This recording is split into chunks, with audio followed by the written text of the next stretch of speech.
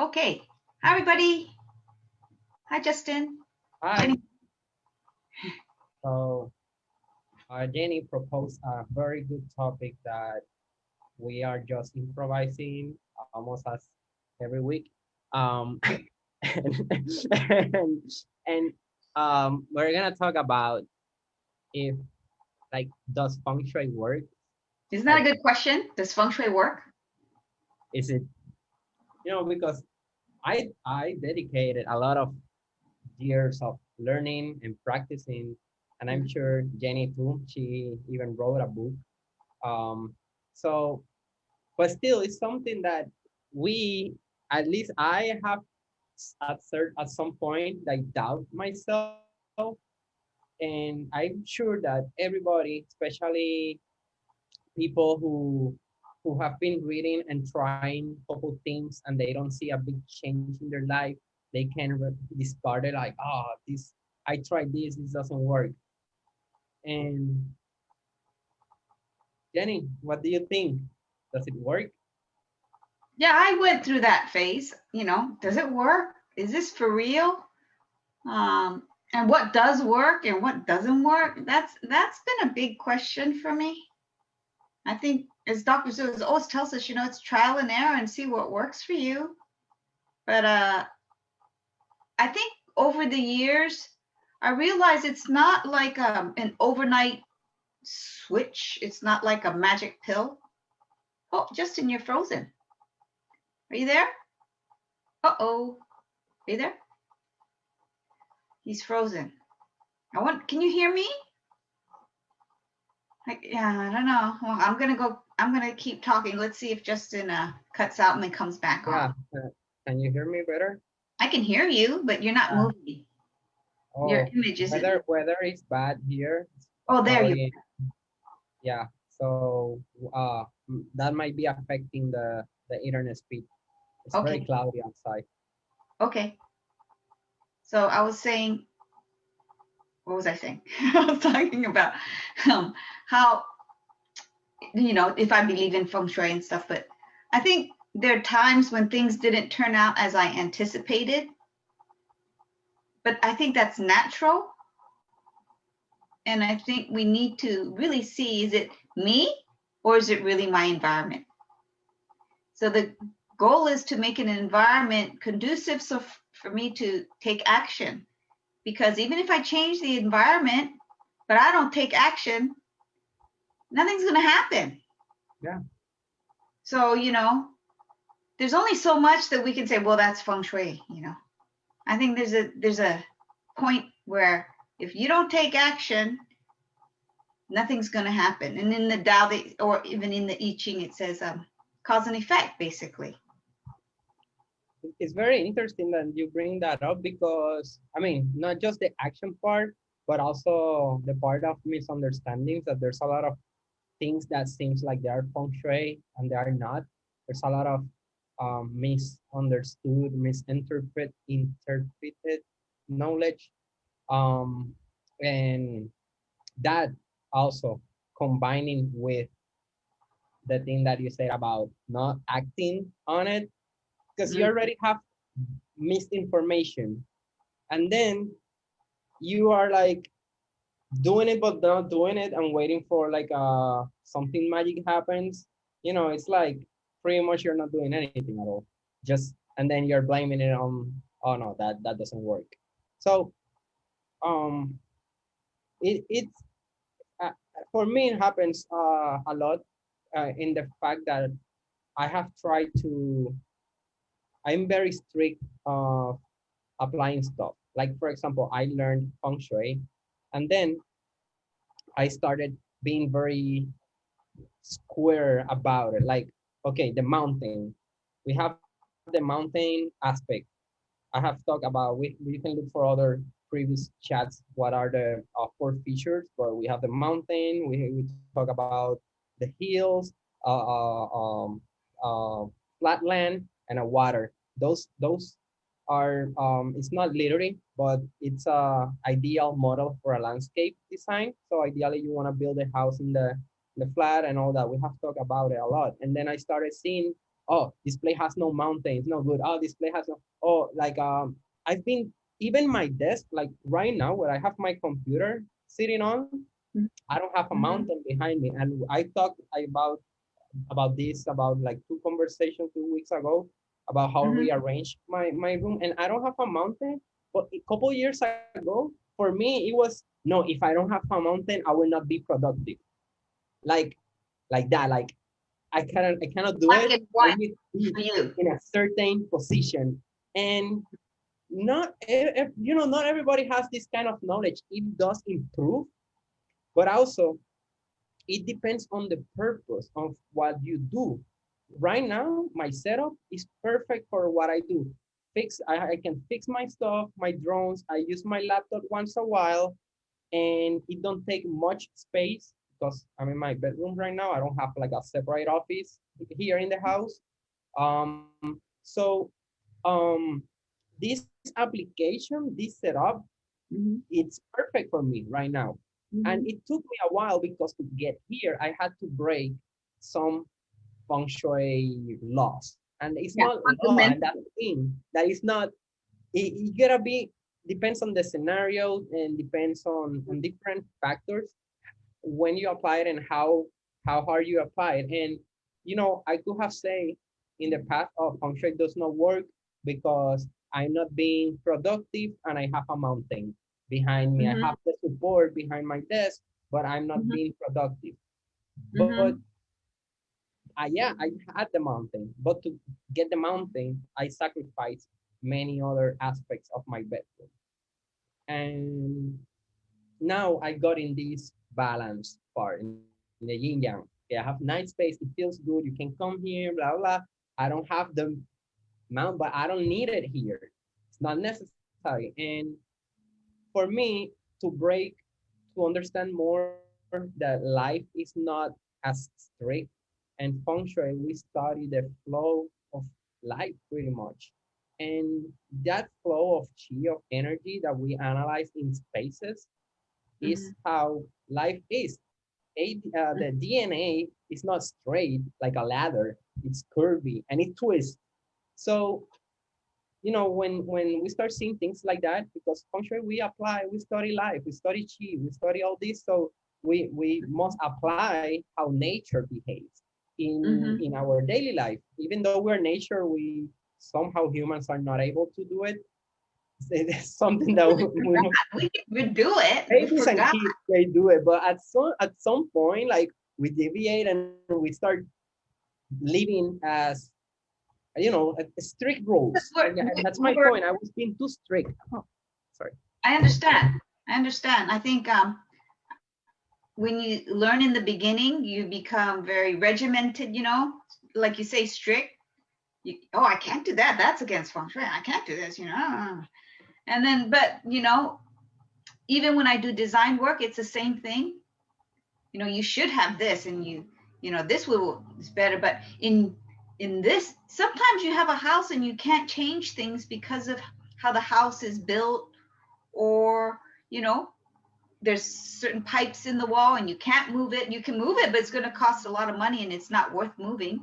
So you do the best you can under the circumstances. And I think once you get to a certain point, even as a designer, you got to weigh your options. And I think that's what you're trying to say, right? You got Yeah. to weigh your options. But I could have said, like, oh, feng shui doesn't work. It's bad because I have a good feng shui in my bedroom. I'm not sleeping well. I'm not being productive, and I Mm-hmm. could have blame it on it. But Mm-hmm. there's many factors like um organization, the power of will to do things, Yeah, absolutely. there's many things. So yeah, feng shui for me, it really does work. Why? How I know it does work? Because I'm a person and that I'm very, as I said, analytical, and I observe a lot. And What a lot? Sorry. observe, like with my Observe. eyes, I observe. Observe. Yeah. Yeah.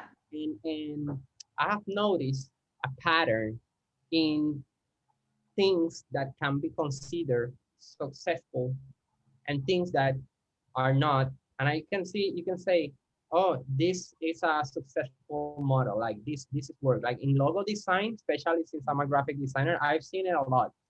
All all companies that have been in business for more than 10 years, they have a pattern in their designs. Hmm. Okay. And when I'm talking feng shui, from the feng shui perspective, because you can see it and they are all different logos, So but what they, pattern do you see? like for example, they are easy to understand. They are simple. They have Hmm. momentum, and Hmm. usually their momentum tends to go forward and upward.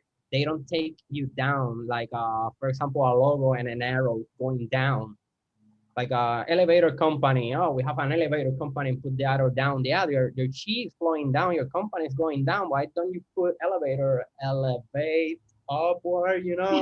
Nonsense. So those patterns, Yeah. you can see it in many successful logos. Hmm. And from the feng shui perspective, applied in an office, you can see it. You go to offices of like, the office of a CEO, and observe like, how's this business working for this guy, and how's this office, how's is this environment.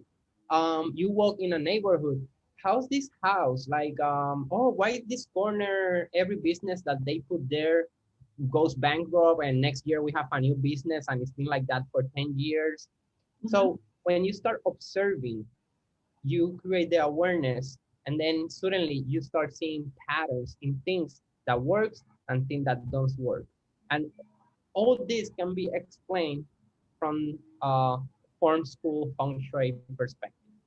Hmm. Because as I said, we analyze the energy flow moving through spaces. It can either be a landscape or a house or a logo. Logo is a space. You have forms, and then your eyes move through them. So when you have a nice ideal flow of chi, that Hmm. business or house get nourished as your body have a well flow of nutrients in your body, food and air and water, and you have a healthier body. But if you don't have good energy flow to you, you're starving, you're gonna look like you're starving. You're gonna look bad, you're gonna not gonna have energy to keep going, Well, and you passed out. that's And true. if I the want to. energy is too much, Yeah. you can have high blood pressure or excess of sugar stuff, or many Mhm. stuff can happen to your body when you eat ice cream every day for breakfast, lunch, and dinner for a whole month. Something's gonna happen. There's That's too right. more flow of sugar. So we look for balancing this flow. As soon as you try to have a balanced diet, we like your house have a balanced diet also. And with feng shui, we like, um, you know, I like that. I like redirect a and house out. having a balanced diet. I think I like that. I think I just came up with it. That that it's a good metaphor. analogy. Yeah. When we stuff it too much with things, we can't move around, and it sucks our energy because we got too much stuff. So we have to make sure that's enough stuff. But then on the other hand, if you have too little stuff, you don't get stimulated, you know, because but everybody's, I would say, threshold is different. Some people need more stuff to get excited, and some people need less stuff to get excited. So there's no absolute, I should say, Hmm. you know, Yeah. everybody's a little Everybody is different, requires different. different nutrients also. Yeah, yeah, exactly. Everybody has different nutrient needs. I Hmm. totally agree with that. Yeah. I mean, I don't know, in my family, I'm, very small and Asian, and my husband is a much bigger human being. And he needs more. He needs more protein. He needs more food. He needs more of everything compared to me, you know? Yeah. We in the Caribbean, we're not like very big people also. We're like medium sized, Hmm. and but we are exposed to warm weather every day. Heat, it rains a lot, and then the vape coming out, and Mhm. so we will have we'll probably will be drinking water more often and getting our diets might have cold stuff, not compared to people that live in cold weather that are always Absolutely. drinking hot stuff. Mhm. So we are always striving for that balance. Right. Right. And Yeah, we everybody's are up situation is for different. Absolutely. Absolutely. So I think, okay, so my question was, what does feng shui work? So first, I think you have to identify what you want. You got to identify that. it. Mhm. You know, if you want a better relationship, how are you going to improve your relationship and how does that relate to your house?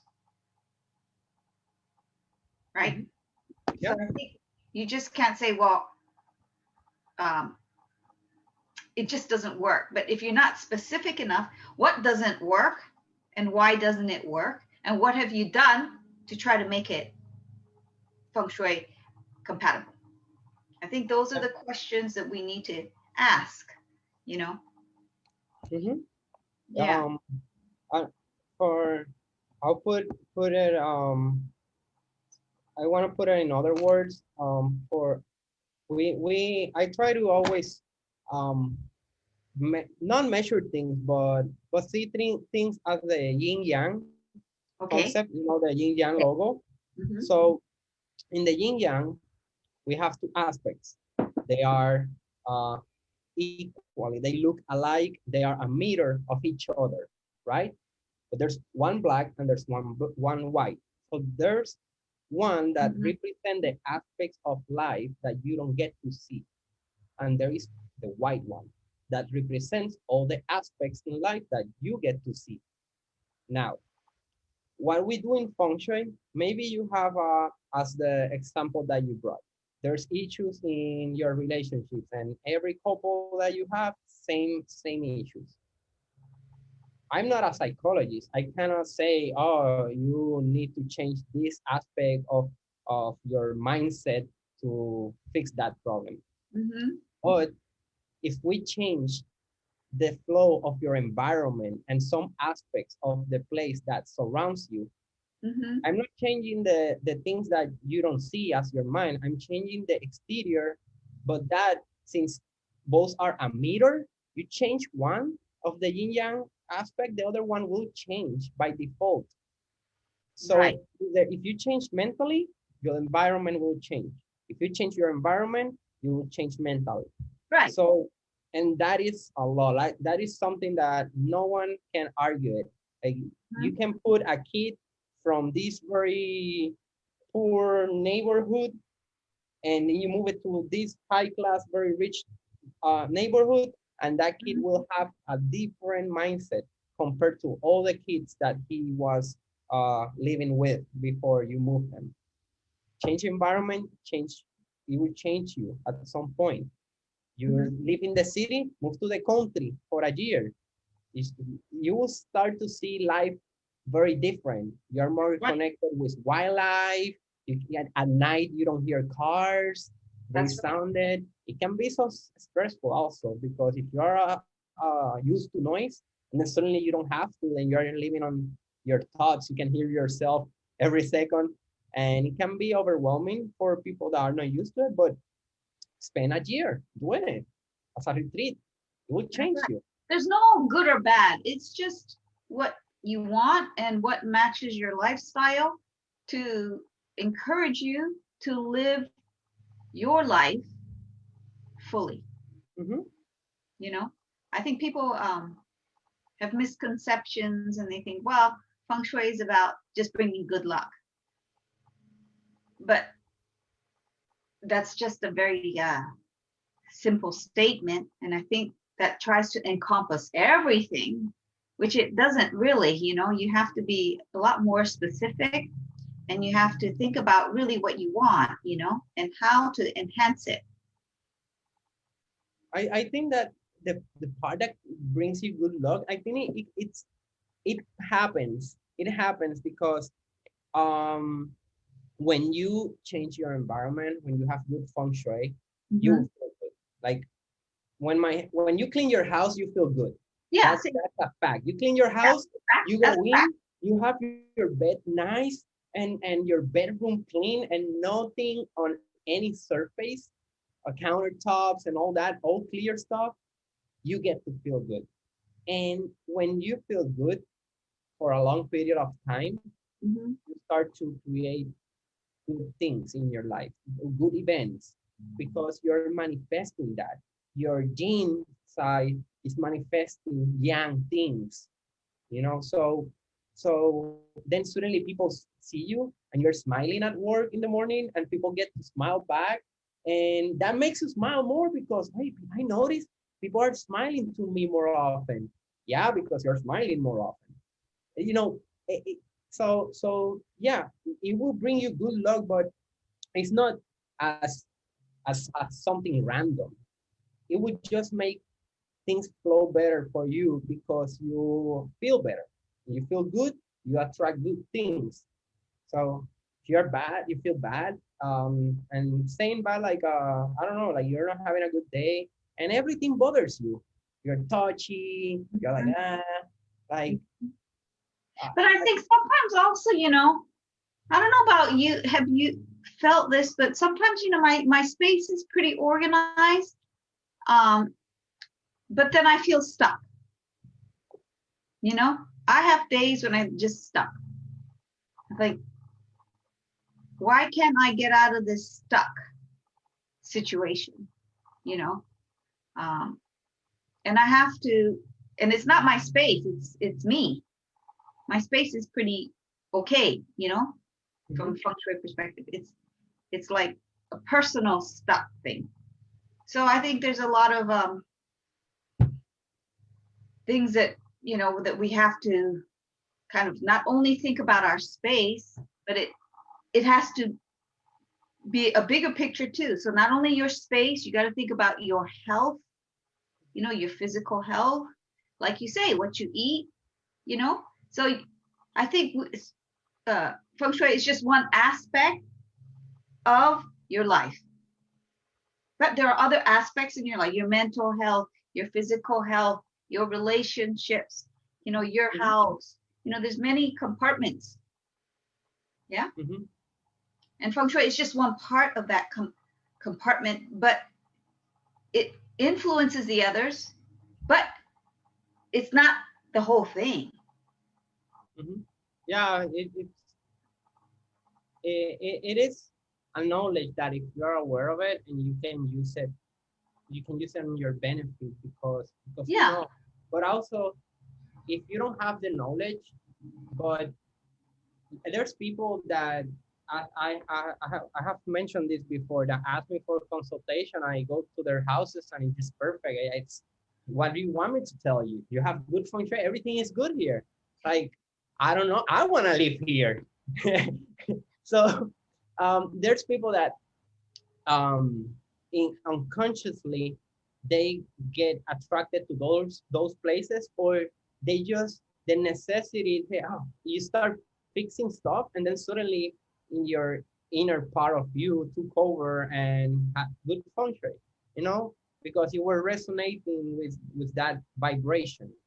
And but if you have this knowledge and you can change aspect, give that little boost. They say, hey, I've been eating fast food my whole life, and here's your guide of new nutrition. Oh, this is great. It's very easy to do. I just need to move a couple stuff around, do some painting, and then it's like, I feel good. So, why not doing it? It's sometimes there are stuff that are simple as declutter or as just changing the color of your houses. Not everything gotta be like a $5,000 remodelation. That's right. So But also, I think I have to bring up a topic of, just because you live in an expensive house doesn't mean that's good feng shui. I think there's that misconception, yeah. you know, and not everybody who lives in a very expensive, beautiful house that's, what would you say, aesthetically beautiful, it looks beautiful, but maybe the feng shui is not good. Or maybe the house is beautiful, the feng shui is perfect, but you're struggling every month to pay it, and then you're not feeling good and you're under the stress. And I said, but I have good feng shui. feng shui. I'm working my ass to get this good feng shui house. And it's like, yeah, but feng shui is about, woo, you know, flowing with it. You cannot be like, oh, I want a house. And then, you know, you gotta That's like, the point, you know? you Yeah. gotta flow with it and feel good. And if you're good and you have a well balance, maybe your house is not the most expensive one, but you have it nice and you feel good in your place, that's what matters. If you feel good, you're healthy, and things are flowing and working out for you, then besides that, have fun. Yeah. Like But it. I think, okay, Yeah. so does it work? That's the fundamental question. Does it work? Well, I think that if whoever is listening to this is not convinced after all that we said, then try out yourself. Like observe, like I did, like how this is how feng shui was developed from people who were observing their environment, and they started to document that. Oh, That's right. this river and wild animals feed on this river and not on this other side, and why things happen like this, and which is the best place for us to build a village without getting struck by a hurricane or be protected. And Yeah. suddenly there's a pattern in all civilizations that they didn't have communication, but you get to see their landscape and their location patterns. Always they have a mountain on the back, close to a body of water, in a flat land that doesn't get flooded, and all that, and nourished land where you can, garden and animals eat nearby. So there's always been a pattern. So all those people that documented this knowledge that we're trying to spread, they they did it by observing, and you can observe too. Just walk around and see it for yourself. I You think that's really good but we have to kind of observe our own family. Why are the kids fighting, or why, you know, when this happens, you argue with your spouse, like, something my husband does or something I do, and then if you there's a pattern. I think it's to recognize that pattern too, yeah as you say, observation, observation. But um, I think that takes time and energy, and we have to commit to that as well. yeah yeah. You can also write us an email or write questions, and then we convince you privately. You privately, I like that. Yeah. Uh, But I but think in general, I mean, looking at the big picture, yes, it does work, because when we make an environment that's suitable for our lifestyle, we feel better, yeah you know, and we want to make it so it works for us. So we don't have to think about it. I think that's, if we can bring our house to a point where we don't have to worry about it because everything just runs smoothly. It's like a car, yeah? If your car, because my car is broken, if my car is working smoothly, I don't think about it yeah because it's running smoothly. But only when my Mhm. car breaks down, I'm like, ugh, and I get so stressed about it. Yeah. But when you can change things, you can accept them and just keep flowing with it instead getting mad, like say, okay, so this is an opportunity for me to do other stuff, and try to change your mindset. But me, I want a no good feng shui card, and it's What? been You something kind of that I've been holding on it. Yeah. what? Yeah, Can you repeat that? okay, I don't think I understood. a not good feng shui card. A not good feng shui car. Yeah.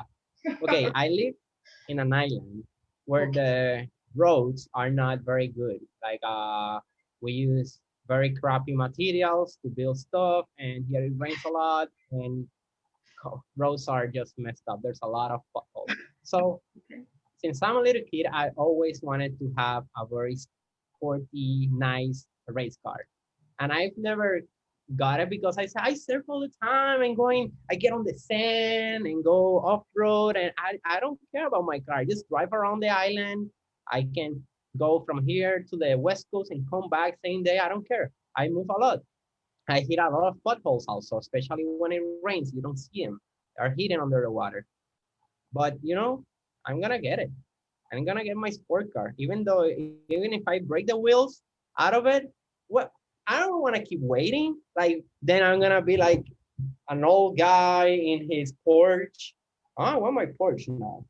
So I decided that Yeah. What did you? I'm I'm not gonna judge my car like, oh no, this is not suitable. No, no, this is what I want. I'm gonna go get it. Good I'm not, for you. yeah. The thing is that when I break my wheels, I just gotta say, you know, what's gonna happen. I gotta flow with it because I know what I'm exposing it to. Well, if you want it, that's a sign, I mean, that you are following your energy. Yeah, because I want to live a life with no regret, and I've been regretting not having a sport car since I could, and say, you know what, I can now. I can enjoy it now, and maybe I don't have kids, but I'm gonna wait to have kids, and then oh, I can't because gotta have a seat car, baby car seat on the back.